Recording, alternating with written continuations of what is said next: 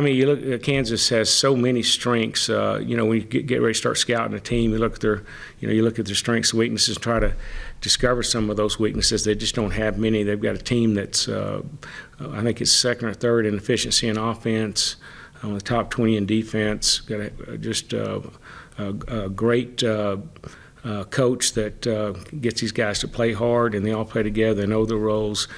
They're the last few years he started more with a 4-guard offense and one big guy, and so we'll be challenged with our big guys to guard out on the floor a little bit better. But they just got a very balanced team, and we're excited about playing. Wish they had a few more days to prepare, but it is what it is. And then Kansas, I think, shoots the three-pointer more than most teams in the entire Big 12. You've already played a lot of teams that shoot extra three-pointers against you guys. Is that something that's kind of on the back of your mind as well? Yeah, no doubt. When you look at their statistics, they're one of the top three-point shooting teams.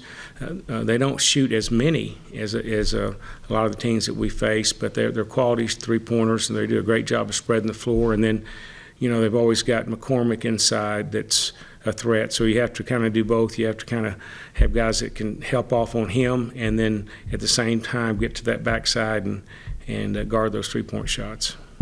Coach, how do you feel like, with only having 7 available the other night, how do you feel like those guys, some of those bench guys, were able to grow, and just did it give you some confidence with the depth that you have?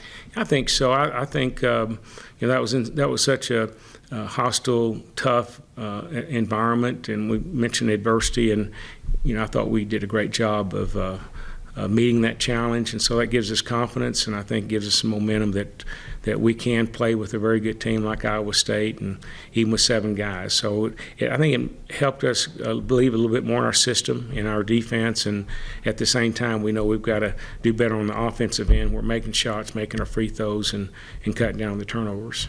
You mentioned last week how you and Iowa State had very similar teams. Is that easier to prepare for than going up against a different team here like Kansas? Yeah, it was kind of a toe-to-toe slugfest, and we thought it would be because, we practice against that every day, and they do the same. So there wasn't many surprises. It was just both teams just going toe-to-toe and playing with a lot of toughness. And again, I was really pleased with the way we performed and how we competed to the very end.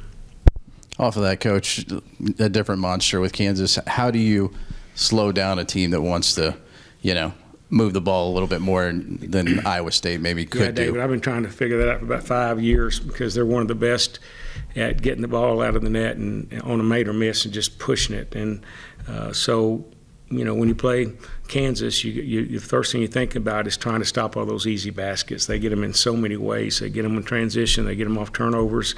They get him on some, they'll post up McCormick and give him certain lobs and angles. And so we've got to try to cut down on all those easy baskets, make them earn everything they get, try to slow them down a little bit and make them play a little defense. And you guys obviously add a lot of transfers, and Kansas gets all the blue chip guys, and now they're able to pull in some transfers like Remy Martin and Coleman Land, who's we've obviously seen at Iowa State. How much more difficult do those guys, and maybe speak to their games and what the difficulty they pose for you guys?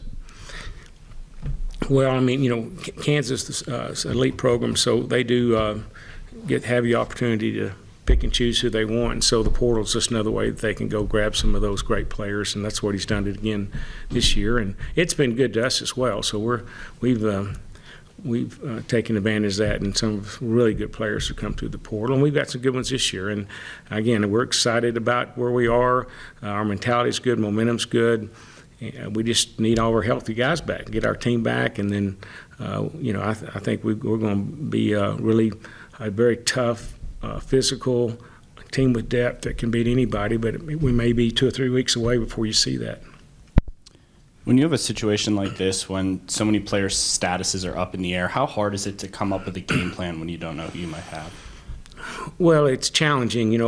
First of all, in the game against Iowa State, we only had 3 guards, and so we had to try to mix and match and move a couple guys around. That hurts your momentum and your timing on certain plays, and there's a lot of plays you just can't run. So we were kind of behind the 8 ball on some sets offensively that we'd like to run. We're hoping that we'll have more depth tomorrow against Kansas, and so we can be able to have a little more flexibility with our offense. And then, like you just mentioned with the guards, especially guys who bring the ball up, like Malik and Kevin being out. What can you sort of do to settle down your offense and make sure you get good looks without your key ball handlers? Well, I mean, I guess, when you're at Hilton Coliseum, it's hard to slow them down with all the pressure and the noise and just that tremendous fan base they have there. I thought that probably it was a great learning experience for us at the free throw line and handling the basketball. But at home, I think our guys will have a stronger comfort level getting it up and down the floor. And all three of our guards that we have that are available right now can bring the ball up the floor. So it's Davion, Adonis, and Clarence are they're good at that. We certainly miss Kevin McCullough and Malik's our 2-point guards, but we've adjusted well with that. Coach, playing with 7 guys, and hopefully you don't have to do that again, but in that sort of a situation, how much does fatigue come into play, and did it come into play late against Iowa State? Yeah, it did. We substituted quite a bit just to slow the game down. So we told our guys to walk off the floor, told him to run off to try to give them a little extra breathing time or rest time. But I thought our guys were tough. It probably hurt us more, Joe, just when we at the free throw line. And I thought we were fatigued there and lost some of our concentration. So I think that was the reason we had such a poor free throw percentage that game. Again, we work on free throws every day and work on repetition, form, and pressure, and it's just guys miss free throws sometimes. And I think they were maybe trying a little bit too hard with 7 guys, but we're working on it again today. So hopefully we'll be better at that. But when you go on the road like that, you got to make your free throws. You got to take care of the basketball and then play really good defense. We played great defense and just didn't take care of the ball like we should have, and we got to make those free throws.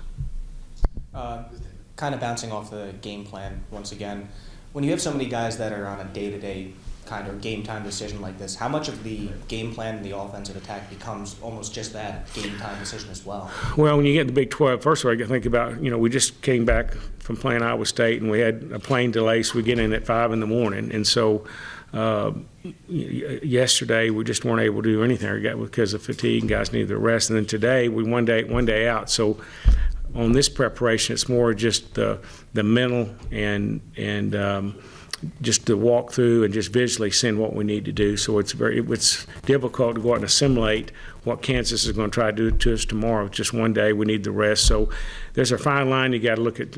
Keep them off their feet and balance that so they're not tired going in the game tomorrow. And then also you don't want to get them too mentally fatigued as well. So we're trying to keep it light, keep it simple, and have a good game plan that's not too complex. I know there's been a lot of hardships, obviously, on this team the past couple of days, but have you at least noticed with the 7 guys who have been able to go out there, just kind of a positive mindset to really recognize that they were able to step up in a game like that? Oh, yeah. And again, in that game against Iowa State, our 7 players knew they were representing those guys back home and also those guys that were injured, and so they played a little bit more heart, and they played a lot of pride, and their teammates appreciate it, and so did the coaching staff. I thought they did an unbelievable job of representing Red Raider Nation and people out here in West Texas. Just that tough, that gritty type of grind. Where you bring your lunchbox and your